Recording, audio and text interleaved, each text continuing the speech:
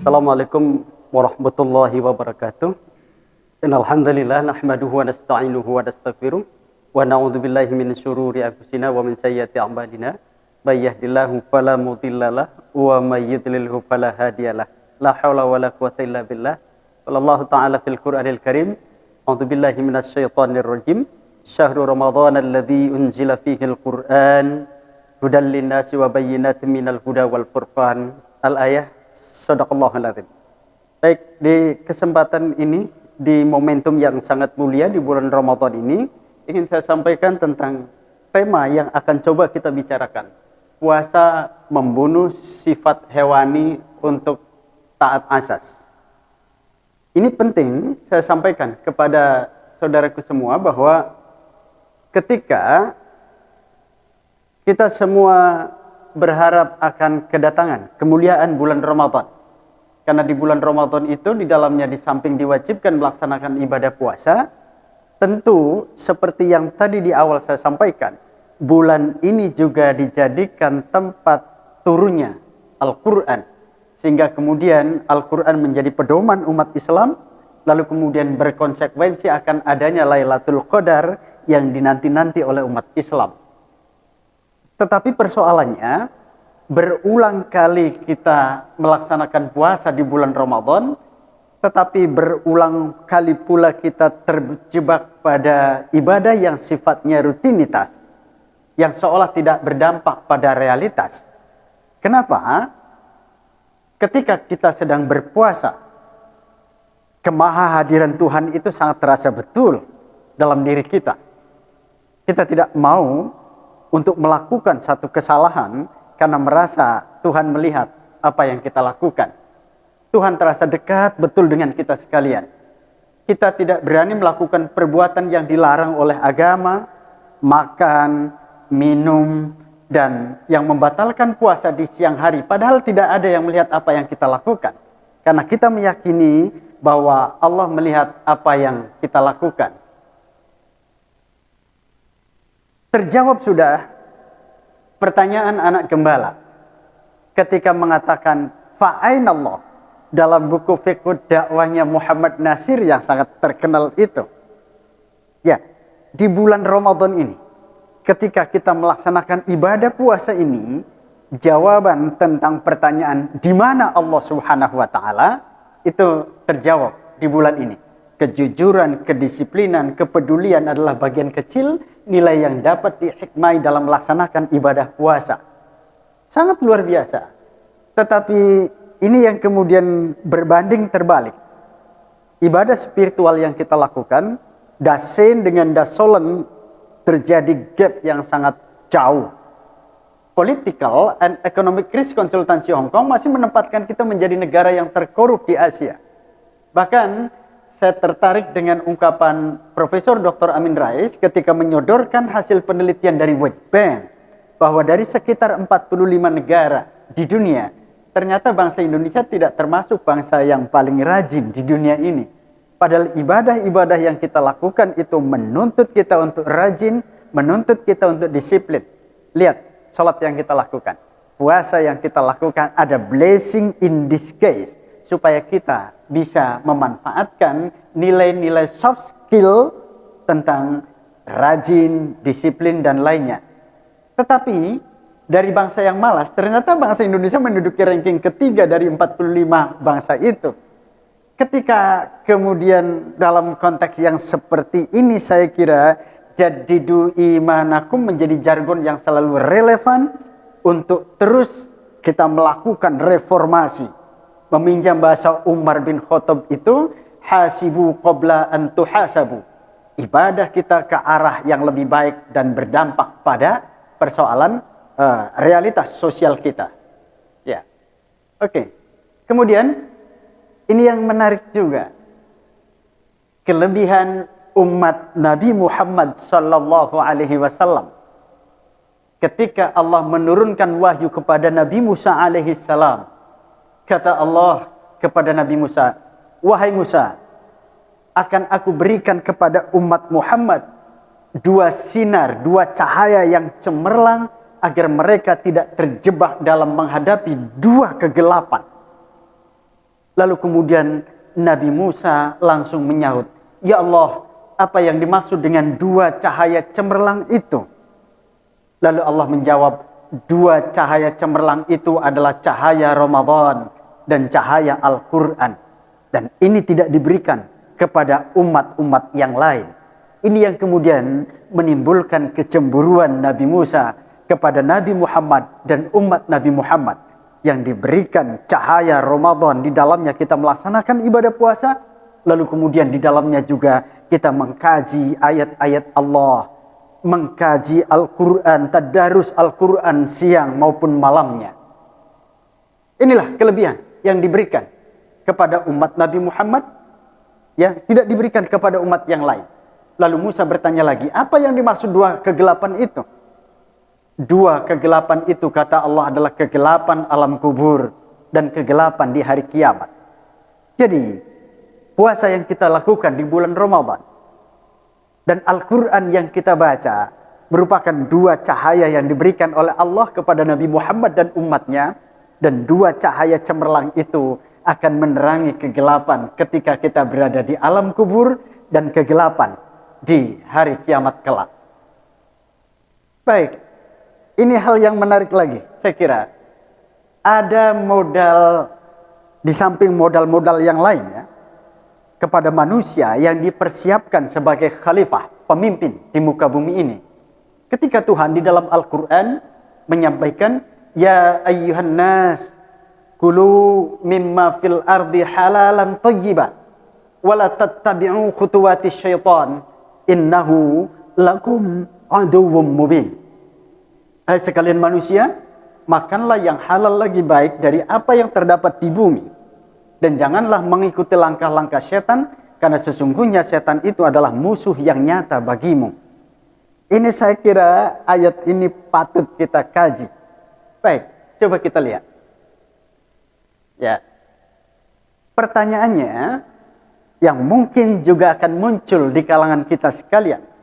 Mengapa Allah menuntun manusia dengan firman-Nya, dengan pola makan tadi ini kepada manusia? Mengapa pola makan manusia diatur oleh Allah melalui ayat-ayatnya? Kenapa kepada hewan tidak diatur untuk itu? Tidak ada aturan bagaimana hewan untuk makan makanan yang dihamparkan oleh Allah di alam jagat raya ini. Jawaban sederhana adalah tidak lain karena sasaran manusia hidup di dunia ini bukan hanya untuk makan. Tidak makan ansih, tapi ada tujuan yang lebih luhur. Diutusnya manusia di muka bumi ini untuk menjadi khalifah Allah. Seperti yang tercermin pada Quran surat 2 ayat yang ke-30. Wa idh qala rabbuka lil malaikati inni ja'ilun fil ardi khalifah. Oleh karena itu hewan tidak perlu dituntun dengan firman. Karena hewan telah diatur melalui pola insting, dresur yang mereka miliki. Tidak ada aturan itu. Karena instingnya, pola makan mereka itu, ya, pada hewan itu herbivora tidak akan pernah berubah menjadi karnivora. Sebaliknya, jenis hewan yang karnivora juga tidak akan pernah berubah menjadi herbivora. Tetapi manusia, jenis daging juga doyan. Rerumputan juga dilahapnya. Kangkung, kenjer, dan seterusnya. Jenis-jenis tadi rerumputan itu, daging apalagi. Kalau kemudian yang dilakukan manusia, seperti bahasa Indramayu, wal kedual bukodok bukadal sing penting diuntal, tidak tahu haram dan halal, maka derajat manusia lebih rendah daripada hewan, daripada binatang. Dan itu tidak layak dilakukan oleh seorang yang berstatus sebagai khalifah, pemimpin di muka bumi ini. Kalau itu dilakukan, apa bedanya dengan hewan? Bahkan lebih rendah daripada hewan. Jadi, pada ayat ini kemudian juga menarik pada langkah selanjutnya ketika Allah menyampaikan wala tattabi'u khutuwatis syaitan. Lalu kemudian Tuhan mengatakan innahu lakum aduwwum mubin. Ini adalah jebakan yang dibuat oleh setan melalui makanan ini. Setan selalu mencoba untuk jerat manusia melalui makanan agar manusia terseret ke dalam langkah-langkahnya. Berapa banyak di antara kita yang berkelahi, berebut jabatan, bermusuhan, memutarbalikkan yang halal menjadi haram. Demikian juga seterusnya. Korupsi, itu kan sejatinya berebut tentang makanan dalam tanda kutip. Dan itu yang kemudian dijebak, dibuat rangkaian supaya kemudian manusia terjebak pada langkah-langkah yang dilakukan oleh setan. Seringkali kita memutarbalikkan kebenaran menjadi abu-abu. Bahkan setan dapat memunculkan permusuhan dan pembunuhan sampai kepada peperangan dalam mempersoalkan makan ini. Tidak jarang di antara kita, saudara-saudara kita, berebut warisan misalnya, atau berebut jabatan, peperangan antar negara, perbatasan, itu sebenarnya sejatinya adalah berebut tentang makanan tadi itu. Oleh karena itu, hati-hati dengan jebakan yang dilakukan oleh setan melalui makanan ini. Hal yang menarik, saudaraku, tuntunan khusus mengenai makanan ini dengan syariat puasa Ramadan pada umat Islam tidak hanya diatur bagaimana kita boleh makan yang halal maupun yang haram, tetapi yang halal pun diatur oleh Allah Subhanahu wa taala kapan saatnya boleh untuk dimakan dan kapan saatnya untuk tidak boleh dimakan, ditunda untuk sementara melalui syariat puasa ini. Dalam puasa Ramadan ini manusia yang beriman dituntun bukan hanya untuk makanlah yang halal dan baik saja. Tapi manusia yang beriman ditarbiai untuk kapan? Tadi yang saya sampaikan. Saatnya makanan yang halal dan baik itu boleh untuk dimakan dan kapan saatnya untuk ditunda sementara. Ini apa maknanya? Umat Islam dituntut untuk dia taat melakukan sistem pengendalian diri bukan hanya terhadap barang yang haram, tetapi mampu pula mengendalikan diri terhadap barang yang halal dan baik dalam konteks taat kepada Allah Subhanahu wa taala. Ketaatan ini tanpa reserve, dan ini yang kemudian di dalam Al-Qur'an di ujung ayat puasa disebut dengan la'allakum tattaqun. Jadi orang yang bertakwa itu adalah mereka yang taat asas kepada aturan Allah Subhanahu wa taala. Manusia yang beriman diajak untuk lebih meningkatkan diri menuju tingkat kemuliaan selaku khalifahnya di muka bumi ini. Ya, seorang khalifah, seorang pemimpin harus lebih baik daripada mereka yang dipimpinnya. Syariat yang dituntun di sini yang lebih menarik lagi, tidak hanya menahan makan dan minum serta nafsu syahwatiyah selama 14 jam atau selama 1 atau 2 hari, tetapi perintahnya 1 bulan penuh. Dengan 1 bulan penuh ini melatih kita selaku seorang khalifah akan taat asas, akan konsisten, sebab kalau kemudian hanya 1, 2 hari, 3 hari, itu orang akan melakukan satu perbuatan cenderung kamuflase, penuh kepura-puraan. Tapi dengan perintah selama 1 bulan akan menuntut kita untuk mendapatkan tingkat kontinuitas dan konsistensi yang tinggi selaku khalifah Allah di muka bumi ini. Ya, saya kira dengan sistem selama 1 bulan terus-menerus ini, manusia dituntut untuk taat asas, dan inilah yang tadi saya sebut dengan karakter orang-orang yang bertakwa kepada Allah Subhanahu wa taala. Orang yang takwa kepada Allah, la'allakum tattaqun, itu akan taat asas tanpa reserve kepada perintah Allah Subhanahu wa taala. Ini kenapa di ujung ayat puasa disebutkan kita akan menjadi hamba yang bertakwa kepada Allah Subhanahu wa taala. La'allakum tattaqun, seperti yang tersurat dalam Quran surat yang kedua ayat 183 ini. Saya kira ini hal yang ingin saya sampaikan.